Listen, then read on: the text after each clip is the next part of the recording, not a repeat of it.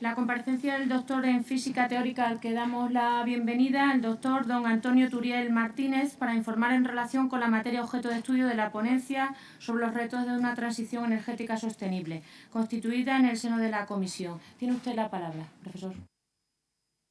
Hola, buenas tardes. Les agradezco que me hayan invitado a participar en esta ponencia. Como muchos de ustedes sabrán, yo hace años que me dedico a estudiar el problema de la disponibilidad de recursos energéticos y la transición energética desde un punto de vista más global de política energética. Teniendo en cuenta lo escaso del tiempo de la intervención, pues lo que haré simplemente será tratar someramente un par de aspectos que yo creo que son de su general interés. Y bueno, sin más dilación, les vengo a explicar un problema que muchos de ustedes ya conocen, que es la llegada al fin del petróleo barato y cómo se está manifestando ya en nuestros días. Hace unas semanas, Repsol anunció su nuevo plan estratégico para este lustro, del año 2021 al 2025, y una cosa que destaca, por ejemplo, en esta noticia, es que Repsol va a destinar 150 millones de dólares al año para la búsqueda y puesta en explotación de nuevos yacimientos de petróleo. Esta cantidad, que puede parecer muy grande, es la 10ª parte de lo que invertía en el año 2014. Repsol, desde el año 2014 hasta ahora, ha ido disminuyendo progresivamente la cantidad de dinero que destina a buscar los yacimientos de petróleo y ponerlos en explotación. Y esto no es algo único de Repsol, sino que es un fenómeno que se está dando a escala global.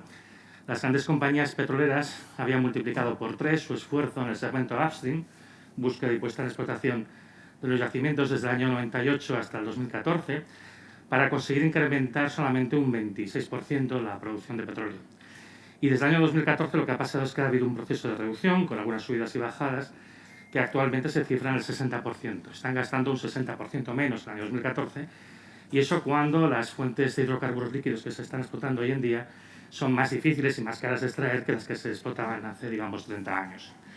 Podríamos pensar que es porque les ha entrado una torrada de conciencia ecológica, pero yo creo que la razón de fondo va relacionada con este informe del Departamento de Energía de los Estados Unidos, que en julio del año 2014 informaba que se estaba produciendo un desfase operativo muy grande en las compañías de petróleo y de gas y del mundo, ¿no?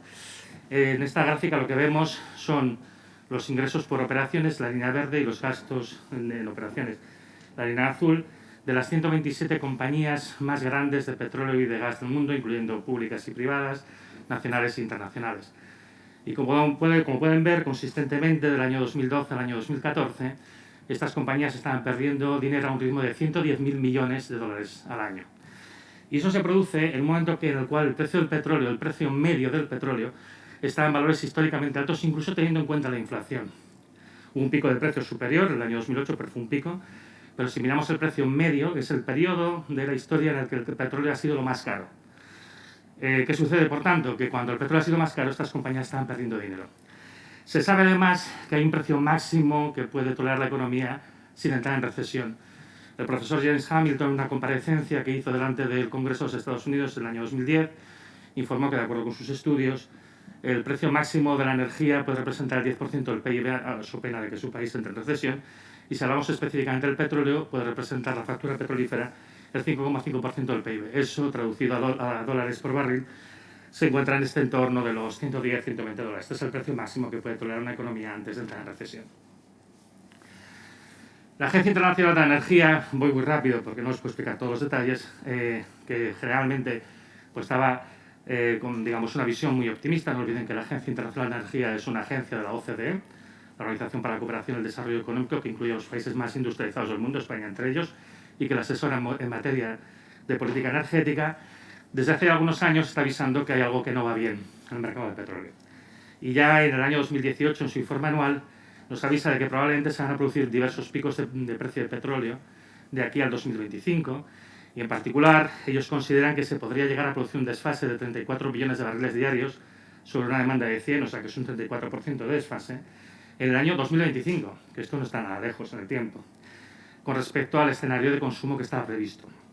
Bien es cierto que en el propio informe contemplan que si se produce una serie de mejoras en inversiones y el fracking multiplica su output por 3, se podría compensar este déficit, y en vez de ser del 34%, sería un 13%, que también sería bastante malo, bastante peligroso.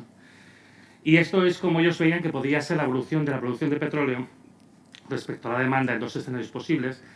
en una política de no inversión por parte de las compañías petroleras, como ven, un descenso muy rápido porque la mayoría de los yacimientos de petróleo y de otros hidrocarburos del mundo pues ya están en un estado de franco agotamiento y si no se ponen nuevos en exploración y en explotación, pues lógicamente el declive va a ser bastante rápido. En el último informe de la Agencia Internacional de la Energía hacen una cosa que no habían hecho nunca, que nos presentan 4 escenarios en función de cuál será el ritmo de inversión por parte de las compañías petroleras. La línea marrón más clara corresponde a lo que pasaría si no hubiera nuevas inversiones. La línea marrón un poco más oscura, cuál sería el suministro si solamente se invirtiera en mantener y ampliar los campos ya existentes. La parte verde, la franja verde, correspondería en el escenario de desarrollo sostenible y la franja azul al de políticas enunciadas. Teniendo en cuenta la situación de inversión que tenemos en este momento, hoy a 2021, y teniendo en cuenta de dónde venimos y que ya se observa un declive inicial de la producción de petróleo, por desgracia el escenario que se parece más al que estamos siguiendo, si no se produce un cambio radical, es el de la línea clara, que implica un descenso de la producción de petróleo de hasta el 50% de aquí al 2025. Además, el fracking, pues básicamente ya está en una situación de bancarrota generalizada, excepto en los últimos meses hemos visto un repunte de la inversión en el fracking porque los diferenciales con los tipos de interés favorecen que se hayan reabierto algunas explotaciones, pero si ustedes miran el acumulado de las quiebras en el sector durante los últimos años, y esto empieza mucho antes de la COVID, es ya de 300.000 millones de dólares. Disculpe, ¿puede quitarse, si ese es su deseo, la mascarilla, si eso le facilita...? Ah, no, bueno, no. Vale. Se me oye mejor si me la quito. No. No. Para compensar las caídas que vienen, las renovables deberían de crecer a un ritmo por encima del 10% anual durante los 20 años, simplemente para compensar la caída asociada a la caída de producción del petróleo, del carbón, que parece que también ha empezado su declive, y del uranio, que parece que también ha empezado su declive. El gas es el único que todavía no, pero esperamos que entre en declive en los próximos 10 años. Simplemente para compensar las caídas que vienen, las renovables tendrían que crecer a un ritmo muy rápido, del 10% anual durante los próximos 20 años. El problema es que las energías renovables, y esto es una cosa que realmente se discute, tienen limitaciones, y algunas de las cuales son, por ejemplo, que tienen una cantidad máxima de energía que se puede extraer de los flujos que tiene el planeta Tierra, tiene una tasa de retorno energética que no siempre es suficiente para poder mantener una sociedad estructurada alrededor de ellas, tiene una dependencia de las energías fósiles, tiene una rentabilidad económica que no siempre es adecuada y además están orientadas a la electrificación y no siempre la electrificación lo que necesitamos. No voy a entretenerme con todo esto porque sería muy prolijo, pero baste decir que aquí hay cierta disparidad entre los diversos autores que han estudiado el problema del potencial máximo renovable que se puede extraer de los flujos de renovables del planeta Tierra. Incluso en mi grupo hicimos un artículo con Antonio García Olivares en el año 2012 que planteábamos una posibilidad de cubrir todo con tecnologías existentes, pero posteriormente se introdujo una nueva aproximación que tenía en cuenta límites que impone básicamente la física de los flujos en el planeta Tierra, y que aquí lo que vino a decirnos es que al final el flujo máximo de energía que se puede llegar a aprovechar por razones técnicas y por razones termodinámicas es alrededor del 40% de toda la energía que se está consumiendo hoy en día teniendo en cuenta todas las fuentes de energía. Como digo, esto es una cuestión abierta, es una cuestión todavía en debate, pero parece ser que efectivamente hay ciertos límites a la cantidad de energía que se puede extraer de los flujos renovables. Por otra parte, evidentemente, todas las instalaciones de energía renovable tienen una dependencia actualmente de los combustibles fósiles. No estoy aquí hablando de su huella de carbono, estoy hablando de que se necesitan tener medios que funcionan con combustibles fósiles para su instalación y mantenimiento. Incluso los huertos solares, que son los que menos necesitan, también necesitan de ciertos trabajos previos de preparación, que en el caso de que empiecen a escasear los combustibles fósiles tendríamos problemas para poderlos hacer. Aparte, tenemos el problema de la electrificación. Todos los sistemas renovables que estamos hablando, sería el tema de la biomasa y los biocombustibles, están orientados a la producción de electricidad. Y esto plantea dos problemas, ¿no?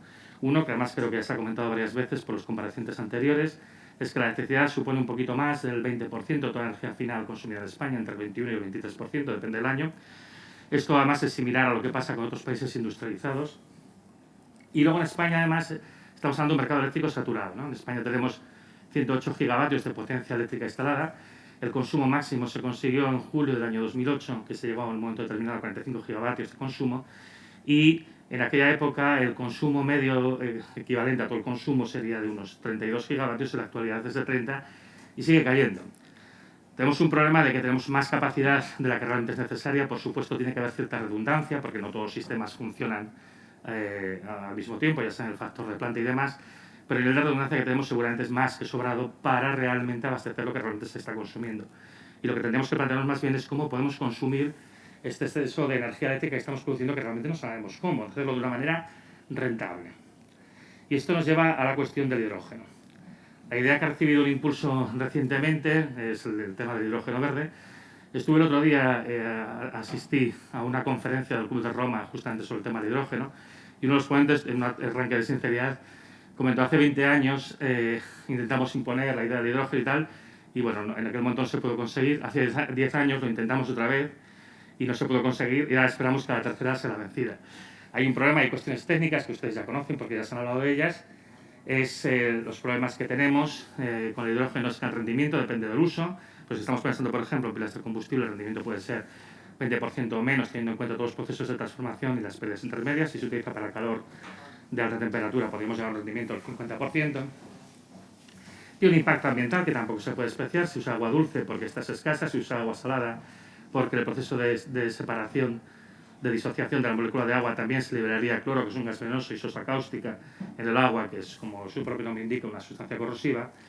Y además, bueno, tenemos una molécula muy pequeña que tiene alta fugacidad, que fragiliza las conducciones de acero al carbono porque forma hidruros, y que además su manipulación en general es difícil, tiene que almacenarse a alta presión para tener una densidad energética en volumen decente, lo que implica además que hay que reducir la temperatura previamente bastante, etcétera, etcétera.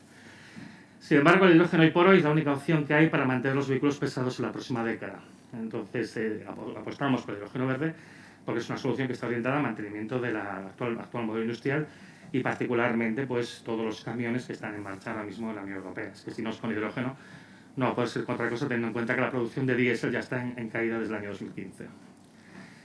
Nos enfrentamos los próximos años a un escenario pues bastante complicado, y todo el escenario que partimos de la COVID-19 pues se va a ver agravado por la debilidad estructural del sector de la energía, debido a la política, como les he explicado, seguida por las compañías petrolíferas durante los últimos 10 años, que haya un escenario de desabastecimiento de petróleo en mayor o menor medida durante el próximo lustro es, por desgracia, probable, y aquí se requerirá la intervención de los Estados para paliar los posibles efectos que se puedan producir. En todo caso, la transición renovable no sea ni sencilla ni barata ni rápida. No tenemos tanta cantidad de energía como muchas veces decimos que tenemos. Necesitamos materiales que vienen de fuera, cuyo abastecimiento se va a ver comprometido por la falta de petróleo, y un sinnúmero de otras cuestiones que merecería la pena analizar con un poco de cuidado. No habrá una solución única, por supuesto. La adaptación a este proceso de descenso energético, porque señoría, esta situación a la que vamos, a la caída de la disponibilidad total de energía, implicará un collage de diferentes soluciones parciales y cambios sociales y organizativos profundos. Y yendo más al caso de España, se ve que vamos a una situación bastante complicada, sobre todo para dos sectores. Uno es el del turismo y otro es el de la automoción. Los dos afectados por la falta de disponibilidad ahora mismo, pues, la que se va a producir los próximos años, de petróleo, y lo que va a afectar al transporte, y también pues que la gente lógicamente se va a plantear si merece la pena comprar un coche. Se requieren medidas urgentes que se basen en acuerdos amplios entre las administraciones y los agentes económicos. Estas medidas tampoco me las he inventado yo, estas son cosas que se están discutiendo, por ejemplo, ahora mismo en los Estados Unidos, sobre cómo abordar este problema que se está planteando. Hay que racionalizar el transporte, hay que intentar básicamente disminuir las redes logísticas para que no haga falta transportar tantas materias de un lado a otro. Hay que relocalizar la actividad todo lo que sea posible. Si la abundancia de petróleo barato favoreció la globalización, la ausencia de petróleo barato y abundante va a favorecer un proceso de relocalización, tanto si queremos como si no. Y además, convendría tener planes de contingencia delante de posibles interrupciones en el suministro, porque es una cosa para la que no estamos preparados, y puede producirse interrupciones de suministro de todo, no solo de petróleo, sino de todas las mercancías que se transportan con el petróleo y las que se derivan de él. Desgraciadamente no tenemos ninguna intención de abordar los problemas desde la base, que es básicamente pues, que tenemos un modelo de sociedad que es extractivista y basado en el crecimiento económico a ultranza, y ya se están planteando algunos retos bastante importantes. He comentado el del diésel, ahora les comentaré el de los plásticos, y algunos que se van a vislumbrar en el futuro próximo, la caída rápida de la producción de hidrocarburos, pero todas las soluciones que estamos intentando proponer se basan en análisis parciales de ciertos sectores, que ellos lógicamente conocen su sector y conocen lo que ellos piensan hacer, y no ven el cuadro global de los problemas que puede haber para mantener esta matriz industrial inalterada. Desgraciadamente, si nosotros pensamos que no va a haber problemas de suministro, si pensamos que todo va a poderse hacer exactamente igual que ahora, si pensamos que el acero va a seguir llegando de fuera para que nosotros lo podamos consumir, y el litio y el cobalto y el cobre de las minas de Chile que ya están en declive, pues nos podemos encontrar con una situación bastante complicada que eventualmente podría llevarnos a un colapso de la sociedad. Además, muchas de estas soluciones que se están proponiendo tienen impactos ambientales que son significativos. Y es importante abordarlos también. Evidentemente habrá que tomar decisiones de qué es lo que se hace y lo que no, buscando cuál es el mayor beneficio social, pero si se minimizan los problemas ambientales podemos llegar a un problema de agravar la degradación ambiental que ya estamos sufriendo a nivel planetario, que incluye el cambio climático e incluye muchos otros factores. Hace falta un cambio radical, en mi opinión, del discurso, pasando de este posibilismo tecno-optimista, y se lo dice una persona que tiene una formación técnica. Yo soy físico y matemático, físico teórico, trabajo con ingenieros, hago proyectos para la Agencia Espacial Europea, tengo un buen conocimiento técnico de lo que se puede hacer. No, evidentemente no lo conozco todo, pero no soy una persona que en absoluto sea un outsider. Y a veces se hacen unas formulaciones que se basan en un optimismo que no está refrendado por la capacidad real. Obviamente puede haber desarrollos en el futuro y bienvenidos desarrollos que nos ayuden a hacer frente a esta situación, pero partiendo de donde estamos tampoco hay que lanzar las campanas al vuelo, porque ahora mismo tenemos que hacer frente a problemas muy graves en los próximos años y no contamos con todos los medios que a veces se dice contar. Tenemos que ir hacia apuestas por cosas más realistas, sobre todo teniendo en cuenta los escasos plazos de tiempo que nos han quedado después de tantos años. Les quiero hacer un pequeño comentario sobre la escasez que viene, ¿no?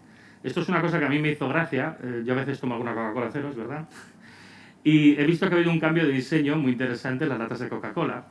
Que hemos pasado de este diseño de la izquierda, que es el más habitual, a este otro diseño, que además es poco legible, porque ponen letras negras sobre fondo rojo, un rojo además brillante, que es un diseño realmente muy malo, porque es prácticamente ilegible lo que está allí. Este cambio de diseño es bastante interesante porque lo que hacen es una sustitución de los pigmentos. En este momento están escaseando ciertos pigmentos en el mercado, no sé si lo saben. Hay un problema en el mercado de los plásticos que por lo menos se remonta al 2017, con algunos problemas de producción de nylon, y que se ha ido extendiendo al resto de las materias que se derivan del petróleo, porque claro, si el petróleo convencional, que es el petróleo que es de más fácil uso y más de donde traemos más materias primas, está empezando a escasear, pues ahora está empezando a afectar a todo el resto de los plásticos y pigmentos que estamos usando.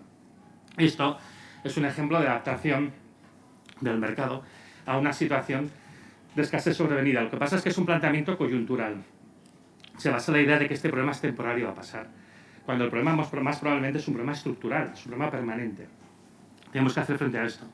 Y además, no solo es un tema de pigmentos, de que escasean ciertos colores de negro y de rojo.